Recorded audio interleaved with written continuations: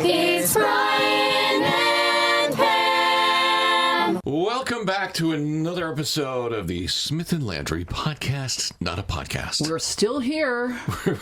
we are still here. And I know it's got a goofy name. We have a goofy email address, which is... It is icecreamsodact@gmail.com. That's also our YouTube address. Yeah, just go to YouTube to find us and type in Ice Cream Soda CT, as Brian likes to say, all one word. Mm-hmm. Right in the search box, hit the search button and you'll find us. And our podcast, not a podcast, will come up. Make sure you subscribe to the channel. You're not going to get spammed or anything. You'll just be notified when there's a new episode up. Now, one of the things that we like to do here on the podcast, not a podcast, is let you know what's going on in our area of the world. Correct. The central part of the world. Correct. You could call these Smith and Landry's picks of the week. If you'd like to be a Smith and Landry pick, email us, get back to us if we get in touch with you at icecreamsodact@gmail.com. Yeah, if you have an event you want to promote, a fundraiser, anything like that, just let us know, and we'd be happy to talk about it. We will feature you on the show, and you might get a guest spot on the show. It is Brian Smith, episode number 35. Get out. 35. 35. Wow. Heading towards middle age. Halfway to 70. And the podcast, not a podcast, I said to you earlier, it's the winter, not a winter, too.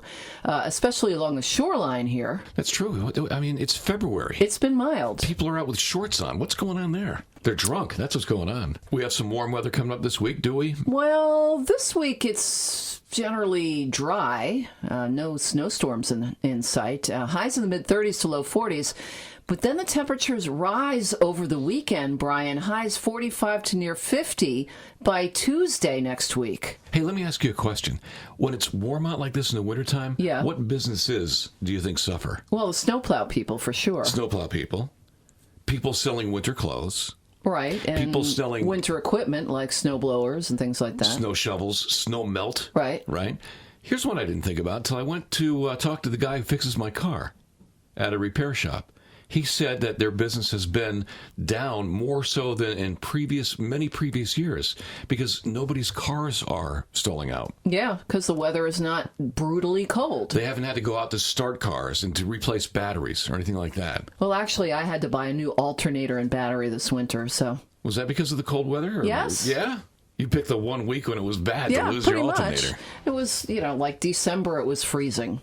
Yeah. But there have been cold days here and there, but generally speaking, no. And it's, I guess it's on pace to become maybe even the warmest winter on record. Could be. Yep. Wonder what's going on there. Don't bring it up.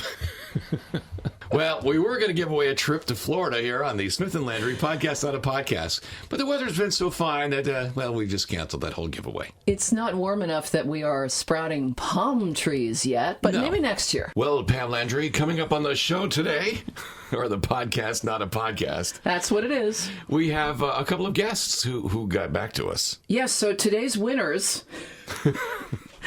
are Kathleen Buckheit, who's the chief of staff of the New Haven St. Patrick's Day Parade. We don't mess around. No. And the other person who won a spot on today's show, not a show, is... That would be Kathleen Marr, who's the executive director of the Barnum Museum in Bridgeport. We've got two heavy hitters today. So we're talking the St. Patrick's Day Parade in New Haven, which is coming up on Sunday, March 15th. Correct. And the Barnum Museum in Bridgeport, two of the biggest tourist draws in our part of the universe.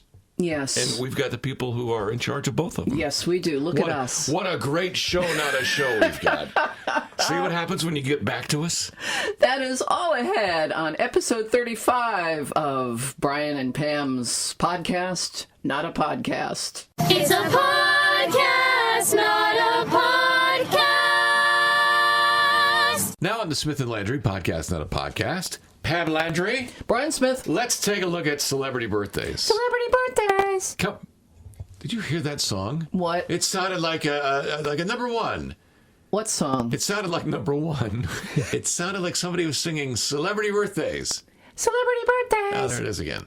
And we start out this week with a singer named Robin Rihanna Fenty. Guess who it is? Rihanna. It just goes by.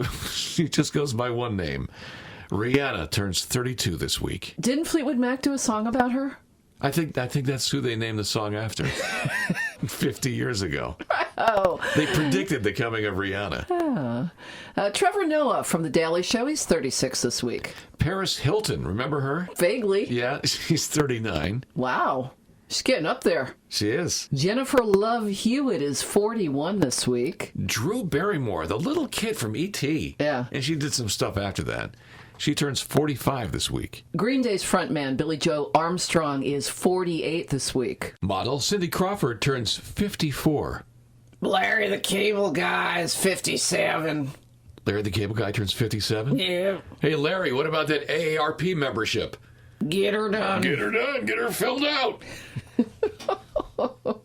Lou Diamond Phillips turns 58 this week. Vanna White from Wheel of Fortune. Turn over a 6 Yeah. and turn over a 3. What do we have? 63. 63 years old. She never ages, that woman. No. Always wears something different. Has to put up with Pat Sajak. Vanna White turns 63. Actor Kelsey Grammer, 65 this week. Hey, John Travolta is 66. Hey. Whoa. Hey. That was my professional imitation of Very John Travolta. good. Whoa. I thought he was in the room with me. It's Greased Lightning. See? You'd think he was in the room. Brad Whitford of Aerosmith turns 68. Sybil Shepherd is 70. Tony Iommi of Black Sabbath turns 72. Lou Christie is 77. Smokey Robinson. It's a miracle. He's 80. This one blows my mind. Yoko Ono is 87. I can't believe it. I saw know. that. Yoko Ono turns 87 years old. 87. Sidney Poitier is 93. And the winner of the Celebrity Birthday Trophy for this week, Brian Smith. Oh, I bet it's somebody over 90. Actor Yes, okay, there's a few to choose from. Hal Holbrook. You're kidding me. Why, he's the actor that brought Mark Twain to life on stage. That's right. He is 95 years old this week. 95. He was also in Magnum Force. He played the guy who ran Magnum Force. That was a Clint Eastwood movie, correct? Yes, it was. Okay. Harry, you've got to know your limitations. That's what he said. Apparently he does know his limitations because he's 95. Right, well, his limitations were you can't beat Clint Eastwood in a Clint Eastwood movie. It's Brian and Pam. It's time for This Week in Music History. This week in music history. There, I just heard it again. Somebody said they listened to the show last week and they heard somebody sing This Week in Music History. This week in music history. I swear I just heard that again. I don't know what you're talking about. This Week in okay? Music History. Pam, before we start the actual This Week in Music History, Yes. I just want to give out a little bit about the center of the universe, our part of the world. Mm-hmm. It was back on this week in 1878. The first telephone directory was issued by the District Telephone Company in New Haven. That first telephone directory contained 50 names. Wow. And it was just New Haven? And it was just New Haven. Well, those 50 names, those first 50 names, also the very first 50 people to get calls for timeshares. And they're still trying to get rid of them. They're still trying to block the calls. Yeah. You know, I got a phone book the other day on my front porch. I didn't know what it was. What is this? Hold the phone. You got a phone book on your front porch? I did. Who left it there? I guess the phone company? Is there a phone company? I don't know. Do they leave them there? I don't know, but it went right into the recycling Oh, bin. no. It did. No. Did you It even did. check to see if your name was in there? I did not. I always do that. All right, let's take a look at This Week in Music History. And what do we start out with, Pam? Brian Smith, we start with the year 1966. Beach Boy Brian Wilson recorded the future classic song, Good Vibrations. Also in 1966, Lou Christie, whose voice also went up pretty high, went to number 1 on the charts with Lightning Strikes. And if you remember, we just did This Week in Celebrity Birthdays, right? Uh-huh. And Lou Christie was in there. So that means his tune went to number 1 the week of his birthday. Yeah, he would have been 24 years old. Thanks for doing the math, because I won't. Thanks. Yeah, it took me a little bit. So this week in 1972, Harry Nilsson started 4 weeks at number 1 with his version of a song written by Badfinger, Without You. Oh, I forgot they did it first. Yeah, he had the hit with it, though. And then Mariah Carey recorded it. Thanks for reminding me. This week in 1975, AC/DC released their debut album, High Voltage. I can't get my voice up that high. High Voltage. High voltage. You have to wear shorts. You have to wear shorts to yell like that. Also, this week in 1975, the Scottish band The Average White Band went to number 1 with Pick Up the Pieces. Still a great song. 1977, Manfred Mann's Earth Band had a #1 hit with their version of Bruce Springsteen's song, Blinded by the Light. And this week in 1981, Dolly Parton started 2 weeks at #1 with 9 to 5. It was this week, back in 1982, Ozzy Osbourne was arrested in San Antonio, Texas for peeing on the Alamo. Ew. This week in 1995, Motley Crue drummer Tommy Lee married Baywatch actress Pamela Anderson. It was true love. Oh, yeah, I think they made a honeymoon tape. I heard about that. Yeah. Let's move on. Who was driving the boat? Never mind. And then in 2003, 100 people died, Pam, after pyrotechnics, as fireworks, set fire to the Station nightclub in West Warwick, Rhode Island. That was during a gig by the band Great White. It's amazing. That's 17 years ago already. It's a podcast, not a podcast. Well, one of the reasons we got the award for this podcast... What award? You Oh. didn't tell me we got an award. Oh, we didn't get an award yet. But if we ever get an award, it'll be because we update people on what's going on in the center of the universe, otherwise known as our part of Connecticut. That's right. So let's start with the happenings, what's going on in our part of Connecticut, starting with Hamden. So this would be local events? Local events. Local events? What the heck was that? What? Starting with Hamden. Oh, Hamden. And local events. Okay. Oh, so you want to know what's going on in Hamden? What's going on in Hamden on Friday, Pam? I'm glad you asked. Yes, Friday night at the Playwright on Whitney Avenue in Hamden, Guinness Pint Glass Engraving is going on. What? Friday night from 8 till 10. Really? All I know is you can go there and register to get a Guinness pint glass engraved with your name on it. That sounds excellent. Right? Yeah. It's not like having some drunk write your name on your glass with a Sharpie. Nope. This is kind of cool. So if you need to know more about this event, you can contact the Playwright in Hamden. Throw it back to me, Pam. Just say, and now here's more from Brian. And now here's more from Brian. Thank you, Pam. Now let's take a look at what's happening in Hamden on Saturday morning. Pam? Thanks, Brian. At Ireland's Great Hunger Museum on Whitney Avenue, Saturday morning from 10:30 till 12:30, you can join author and illustrator John Walsh in a small group class to explore the creation of his graphic novel, Go Home, Patty. You can create your own page in the story using paneling techniques and ink wash drawing. Very cool. Class has a $20 materials fee. Seating is limited. For info, ighm.org. Throw it back to me, Pam. Brian? Thank you, Pam. I hope that really draws them in on Saturday morning.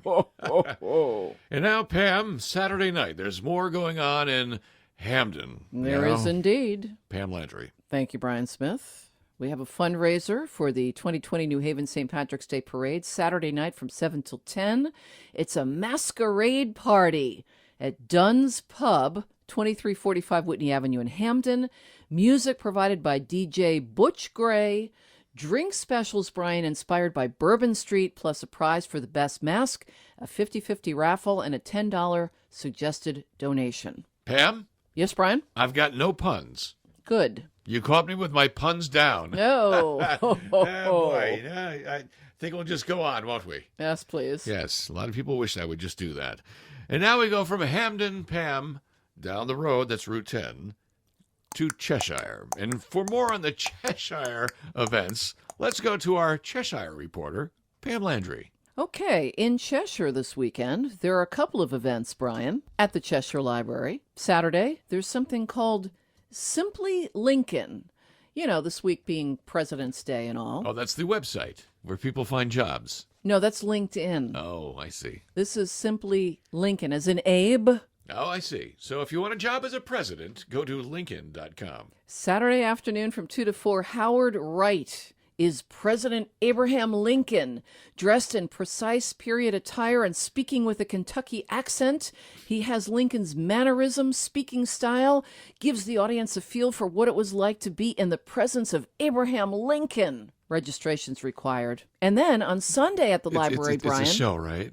Yes. They know he's going to show up as Lincoln? I hope so. Okay. It's not one of the things we have to call security. That'd be awkward. There's a guy up here dressed like Lincoln and talking like him. Sunday at the library, a whole different thing. A concert with the Hot Flashes, Brian. Sunday afternoon from 2 till 3, a female trio playing bluegrass, folk, vintage country, swing, jazz, and blues tunes. For more information on both of these fine events, CheshireLibrary.org. Okay, Brian, where are we going next? Next, Pam, we're Yes. going to the North Haven. From Cheshire to the North Haven. That's north of South Haven. Yes, it is. And we can talk about volunteers at the bank. The Diaper Bank, to be exact. It is Volunteer Saturday at the Diaper Bank. They're at 370 State Street, Suite B, North Haven from 9 till noon. You can help sort, count, and repack diapers for distribution to community partners. It's a nice event. Pam, I find that gross. Why would you do that? Just throw them away. They're clean diapers. Oh, I see. Yeah. Oh, never mind. That's For people that need them. It's a good idea then. Yes. Yeah, okay. Yeah. Never mind. It's not gross. It's a nice thing. And now, where are we going? Well, let's spin the spinner. Okay, spun. East Haven. Oh, That's where East we're going. Haven. Next to East Haven, and here is East Haven correspondent Pam Landry. Well, Brian Smith, East Haven Lions Club is having a fundraiser on Sunday night. It's Italian night. Classic Italian homemade pasta dinner and live music from Rich De Palma. It'll be at the Christ and the Epiphany Church, Park Place in East Haven. Doors at 5, dinner at 6. And it is $15 for adults over the age of 13, $5 for kids, and free if you're under the age of 5. Pam? Yes? You say it's Italian night in East Haven? Yeah, I know. Go figure. It only happens, 365 days a year, right? The event is BYO wine and beer. There's also a 50-50 raffle. And again, Brian, it's a fundraiser. It's Italian night in East Haven. It's a fundraiser for the East Haven Lions Club. That's good. And for more info, easthavenlions@gmail.com. Shoot them an email. Gee, Pam. From East Haven now, let's go down a little bit down I-95. Have you heard of that? I have. Yes. Down to New Haven. A few events going on there this weekend. That would be Interstate 95. Yes. Okay. In our case, though, because it's the Smith and Landry picks of the weekend, it's Interesting 95. Okay. Down to New Haven. Have you heard of that? I have. What's happening in New Haven, Pam Landry? It's right near Old Haven. That it would be. Thursday night, Brian Smith. Is there an Old Haven? Thursday in New Haven from 5:30 till 7:30 at the New Haven Museum. That's on Whitney Avenue.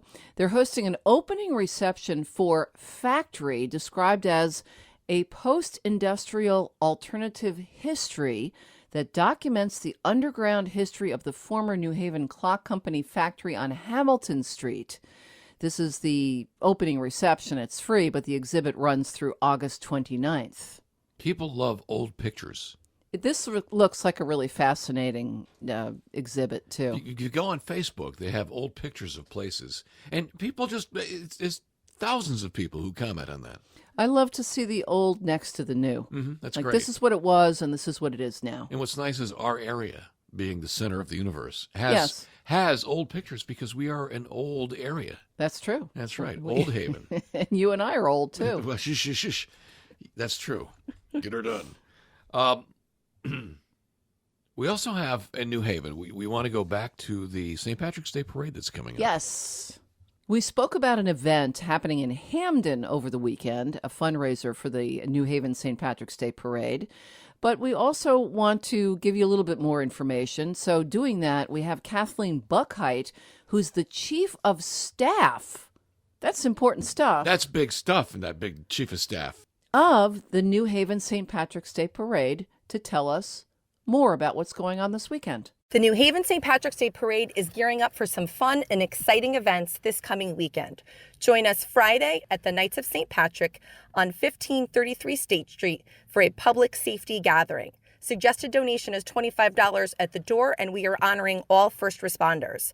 Then join us again Saturday night, February 22nd, at Dunn's Pub in Hamden for our Mardi Gras event, which will be a jazzy evening with masquerades and drink specials. It's sure to be a good time. Follow us on our social media at the Greater New Haven St. Patrick's Day Parade or on our website, www.nhv.org. NewHavenSymphonyParade.com. Thank you, Kathleen Buck Height, the Chief of Staff of the New Haven St. Patrick's Day Parade. I'd like to someday be Chief of Stuff. That's my goal in life. Chief of Staff stuff? Chief of Staff stuff. And don't forget, for parades in our area, March 14th, Saturday, is the Milford Parade. March 15th, that's Sunday, is the New Haven Parade. And now let's move on to Milford. And don't forget, Milford is hosting a job fair this coming Thursday, February 20th. It's 11 a.m. till 2 p.m. at the Parsons Government Building Gymnasium. It's the old high school. And it's primarily started for Subway employees who were let go. Over 300 of them were let go last week. But it's open to anybody, anywhere, who needs a job and wants to meet some possible future employers. And that, Brian Smith, is a very good thing. It is, Pam Landry. Also going on Thursday evening in Milford, beginning DSLR photography class at Milford Photo on River Street. You can contact Milford Photo for more info and to register. They're at 882-3415, area code 203. There's another president in the Smith and Landry Weekend Picks. Indeed there is. And that would be the first president of the United States, George Washington. He's going to be at the library. He is. On Saturday from 2 till 3, General George Washington will visit Milford, and that's his actual birthday. No kidding. So George Washington is celebrating his birthday at the Milford Library. I hope there's cake. I'll be there. Actually, it's a reenactment. Oh, man. John Koopman III will talk about the Revolutionary War, his role in it, among many other things, as General George Washington. So what you're telling me is it's not the real Washington. No. It's fake Washington. Right. But the next best thing. Can he get a boat and come in from Stratford? And if somebody could paint that, they have a picture of Washington crossing the Housatonic. Well, the guy that will be playing General Washington, John Koopman III, is the author of the book George Washington at War, 1776. And he'll be selling copies and autographing them at this event. Now, who does he autograph as? Does he autograph as George Washington? That would be a scam. I don't think so. And now let's go rogue with our Smith and Landry picks. These are some other weekend event picks from around the state. And We're going rogue. We're going rogue with the New Haven Symphony, Pam Landry. New Haven Symphony. They have two events going on this weekend, one in Hamden, one in Shelton, but both are the New Haven Symphony with special guest artist Jeans and Classics performing songs from Sgt. Pepper and the White Album. From the New Haven Symphony? Yes. Oh, that's great. So Saturday at 2:30 at Hamden High School and Sunday at 3 o'clock at Shelton High School. And for tickets, newhavensymphony.org. From the New Haven Symphony performing the Beatles, which is terrific. I didn't realize that was going to happen. Let's go to Hartford and another Smith and Landry pick, a flower show. I think you mentioned this earlier, didn't you? The 39th Annual Connecticut Flower and Garden Show at the Connecticut Convention Center in Hartford. It's Thursday through Sunday. If you want to think spring, this is the place to do it. Explore over 300 booths overflowing with fresh flowers, plants, herbs, bulbs, seeds, gardening books, garden equipment, and more. ctflowershow.com. Pam, you said that's in Hartford, am I correct? Hartford. Hartford is pretty close to, it's right down the road from Massachusetts, isn't it? Yeah. Is there any chance, Pam, any of those heathens from Massachusetts, any of those, potheads, will be visiting the flower show with their own brand of special herbs? Well, it sounds like potheads would be a good fit for a garden show. Actually, I'll tell you what, pothead sounds like a good flower. Right? You know? Yeah, exactly. You got your sunflowers and your potheads. They're all potheads. Yeah, I got me a couple of pots of potheads over here. I think we just came up with a great name for a new Garden club? Garden club. The potheads. Well, from the flower show in Hartford, Pam Landry, let's talk about the Special Olympics. Well, okay. Special Olympics Connecticut hosting its 2020 Winter Games Saturday and Sunday. And Brian Smith, there are events all over the state. The Winter Games will offer athletes of all abilities from across Connecticut the opportunity to compete in sports with their peers and demonstrate what they can achieve after training with their local team for a season. All the events are free, open to the public. And for instance, you've got alpine skiing and snowboarding at Powder Ridge in Middlefield. You've got cross-country skiing and snowshoeing in Windsor. You've got figure skating and speed skating in Simsbury. Wow. So, yeah, for a complete list of everything that's going on, you can go to soct.org. Puchakacha! That was pretty good. Yes. Puchakacha is a Japanese way of storytelling where you get 400 seconds to tell your story. And you get 20 images to show while you're telling your story. One every 20 seconds. So it's like Twitter, sort of. Yeah, kind of. Yeah, it's telling a story in just a couple of minutes. If you're the loquacious type, this would be quite difficult. Nice word. You mean Gabby. How long did it take us to be able to pronounce Pachakacha, Brian? I had to think of it in terms of sneezing. Puchakacha! Well, it's going to be happening. If you want to see how this happens, it's a worldwide event. It's going to be happening in our area on Thursday, February 20th at the Barnum Museum in Bridgeport. And here to talk about it is the executive director of the Barnum Museum, Kathleen Marsh. Thanks so much for having me on to talk about the Pachakacha Night Bridgeport. It's really an exciting event. Everybody always asks first, what does Pachakacha mean and why? It actually means chit-chat in Japanese. And the reason we celebrate this event with the Japanese language is because the Pachakachas actually started in Japan. And right now, kind of like TED Talks on steroids, Pachakachas are happening in well over 1,000 cities all over the globe. People come together, they congregate together to tell stories of their lives, whether they were, challenging stories about heartfelt moments in their life to moments of enlightenment. It's really fascinating to be a part of all of this. And we're so honored to be able to host one with our partners, the Downtown Special Services District, City Lights Gallery, and Legista Incorporated here at the Barnum Museum. And we welcome everybody to come. We're talking to Kathleen Marsh. She's the executive director of the Barnum Museum in Bridgeport about Puchakacha, a Japanese way of storytelling in 400 seconds. And it happens this Thursday night at the Barnum Museum. The doors open at 6 o'clock. The event starts at 6:50. There's a break for dinner. There's an opportunity to buy some dinner if you want it. And just come and relax and be a part of the spirit of this wonderful city and share stories, emotional stories with our fellow community members. It's really one of the most wonderful experiences that folks will have, and we always give people the opportunity to tell their story the next time we do our Pachakacha later this year. So thanks so much. Thank you, Kathleen Marsh, executive director of the Barnum Museum in Bridgeport. For more information, you can go to barnum-museum.org. It's got me thinking about how many stories I could tell in 400 seconds. Pachakacha. And make sense about it. It's time. I can't even say it. Puchakacha. Shaka Khan. Shaka Khan. Sounds like fun. It's Brian and Pam. It was this week back in 1973. It was? Yes, it was. The first King Biscuit Flower Hour Wow. debuted on radio stations around the country and around the world. That was a concert series Yep. on the radio. Yep. And they went out and recorded concerts and played them, edited them, played them on the radio.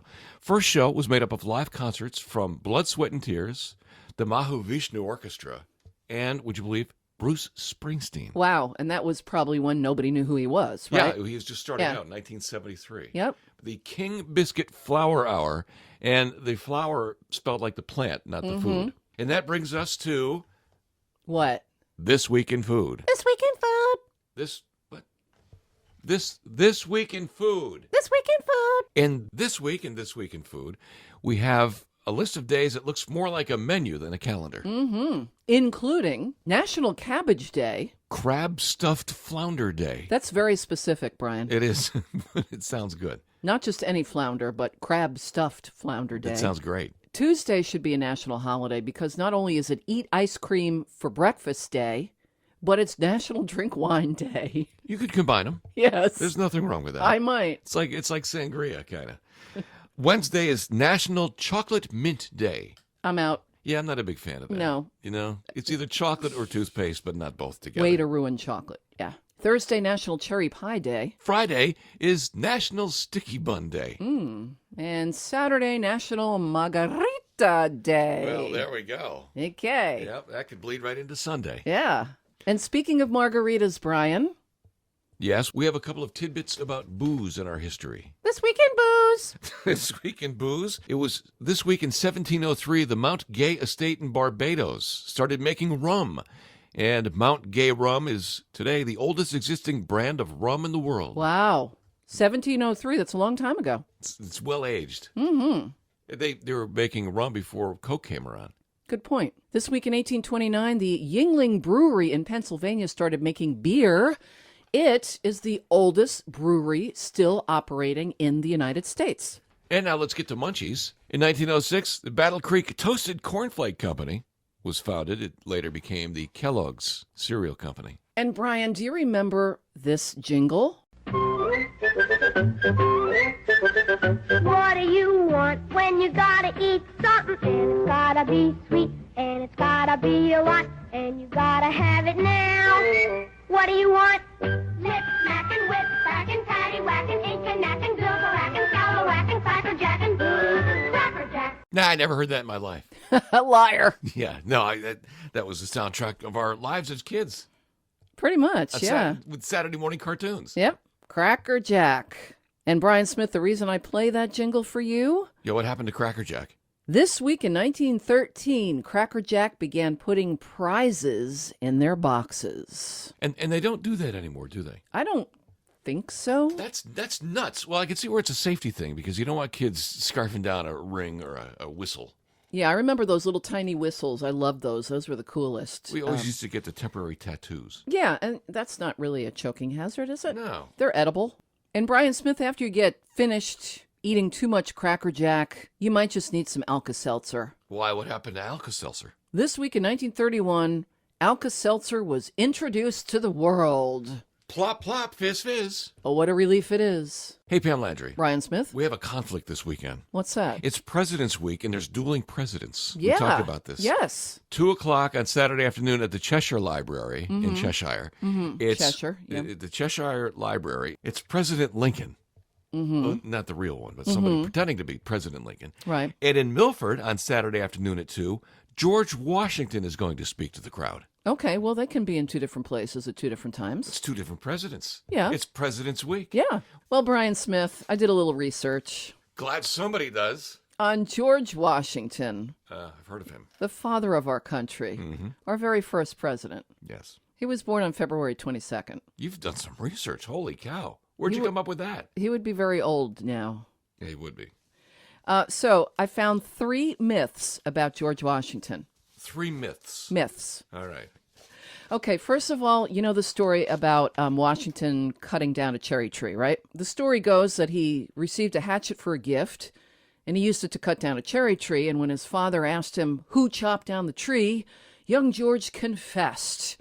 Well, in reality, Brian Smith, no evidence exists to suggest the nature of Washington's relationship with his father, who passed away when he was 11. And it seems that the story was invented by one of Washington's first biographers.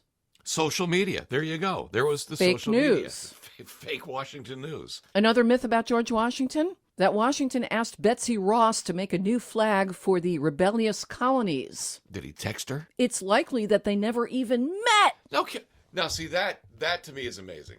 Right? All right. You have the idea that he brought over some cloth and some thread and said, hey, Betsy, what are you up to? Can you make us a flag? Well, some of Ross's own descendants have said, though Betsy Ross did make flags during the Revolutionary War, there is no historical evidence existing to confirm that she made the first American flag, and most scholars, that's not you and me, agree that the story is probably more fiction than fact. Oh, man, this is shaking me to the core, Pam. And if that's not enough, oh, Brian not another Smith, one. I don't think I can take another one. another myth about Oh, George. No. Plug in my ears. You know how he's supposed to have had wooden teeth? What? You've heard that, right? I didn't hear anything. I was plugging my ears. He had wooden teeth? Well, that's what's been said. Oh, no. Don't tell me that's not right either. Well, the story goes that though he was a healthy sort, he suffered from dental problems his whole life. Can't imagine in the old days getting to a certain point of your life not having dental problems. True. So the story goes that by the time he became president, he had only one of his natural teeth remaining. And then he had that one pulled out a couple years later. They say that the dentures that he wore were uncomfortable and affected how George Washington looked in portraits, as well as how he spoke in public. The dental appliance he wore featured, you ready for this? No, I can't wait to hear about this one. The dental appliance George Washington wore featured filed down teeth from animals, probably cows or horses, as well as human teeth and teeth fashioned from ivory. This sounds like something a hunter would wear as a trophy around his neck. Yeah, and they say that they may have taken on the appearance of wood after being stained, though they were never actually made of wood. Dentists didn't do that. So there you go. 3 myths about George Washington exploded on our Podcast Not a Podcast. Well, there you go. A couple of facts about George Washington we never knew before until you heard them here on the Smith & Landry Podcast Not a Podcast. You're welcome. Yes, thank you. So I think that wraps things up. Thanks to our friend Kathleen Marr, the executive director of the Barnum Museum in Bridgeport. Also, thank you to Kathleen Buckheight, chief of staff of the New Haven St. Patrick's Day Parade. Plenty of stuff to do this week. Thanks for being with us. We'll see you next week right here at Ice Cream Soda CT on YouTube. And don't forget to email us. Have an event that you want to publicize. Get us the info. That's icecreamsodact@gmail.com. There's great rewards to those who get back to us. Mm-hmm. So I think we're done. Are we done? We're done. Finished? Yeah. Complete? Yep. Happy President's Day. And to you. Goodbye.